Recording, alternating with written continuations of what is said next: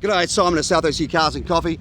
You know, I always look for an interesting car of the week, and this wasn't just one. This was a car of the week and a truck of the week. Rick pulled in this morning. Tell us what you were driving and what you had on the back, please. Yeah, it's a 1959 Citron HY that's been converted to a flatbed tow truck, and on the back was a 1981 Renault R5 Turbo Series 1. It was a whole lot of French, a whole lot of cool, very worthy car of the week, truck of the week combined winners. Check this thing out. Thank you.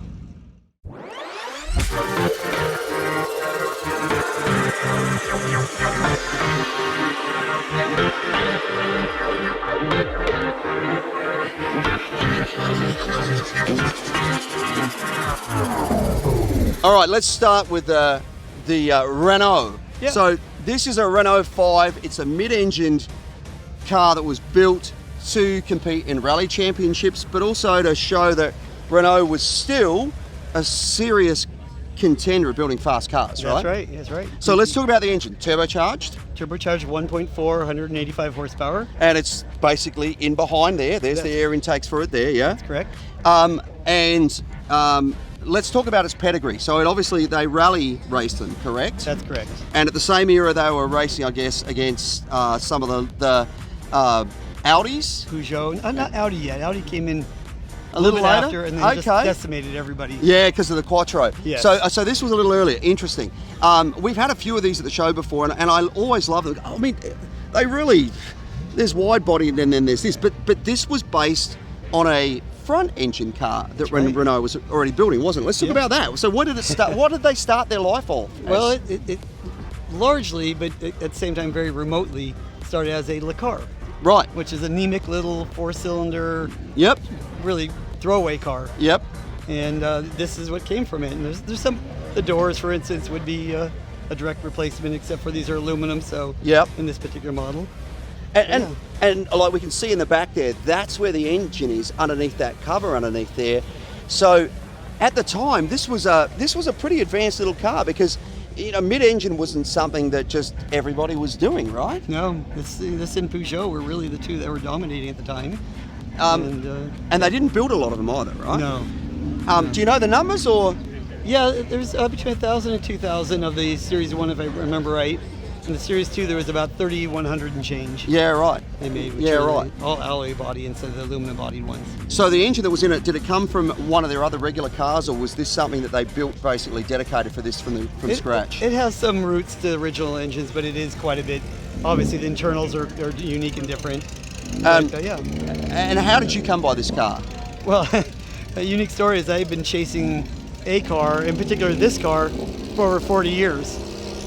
And ever since I was 17, I ran across one, Series 1 like this. Right. And I kept trying to buy one, and I kept outpacing my ability to buy. And finally, I do my late night trolling, and this popped up one day in France. In France? You bought it from France? Bought it from Nice. Right. I popped up, and at 3 in the morning, was negotiating the purchase of it over the phone, and bought it within an hour. And how challenging was it to bring it into California, Well, or into the US? into the U.S., thank you. Not at all. Very simple. Oh, that's great. Yeah.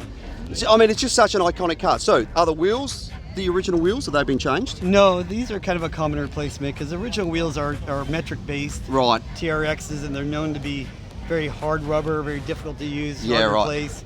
So the common replacement was putting the 15-inch Gaudis on there with the Pirelli P7s, which is what these are. You know, it's funny, a lot of the French companies like Renault and Citroen, they were known for putting tyres unusual. I think it was the Fuego that had a 13.5-inch tyre on it. Nobody could get a replacement, or at least in Australia, and so everybody changed them to a 13 or 14. You know, it was just crazy. Right. Well, this is pretty special. Then let's jump over and talk about the patina on this wonderful Citroen truck. I think these are one of the coolest looking, most functional trucks ever built. You see a lot of the van style, which is this probably started its life as a van. No, this was a short bed truck. This was a short bed truck. The van styles, everybody uses them at food trucks these Yes. days, you know, because they're perfect. They have such a great presence. I actually own a coffee truck HY. There you go. There you go. But the original motor, what do they say? Wouldn't pull the skin off a rice pudding. Oh, I can't even drive up my hill. It would not make up the hill to my house. That It looks like an LS1 or 2. 2. Yeah, LS2 underneath there. And that would certainly not be short on any horsepower, right? No, it's putting about 450 out. And what transmission are you using behind it? It's got a 4-speed automatic. Yes. Oh, okay. So that's great. And the rear end? Rear end is a limited slip differential from a Chevy Silverado. Actually, Oh, modified. really? Yeah. So what did you do frame-wise to basically support it all? This is a Chevy Silverado. So that's why the wheels are like they are and the brakes are Yeah. like they are. So you basically drop the body, Yep.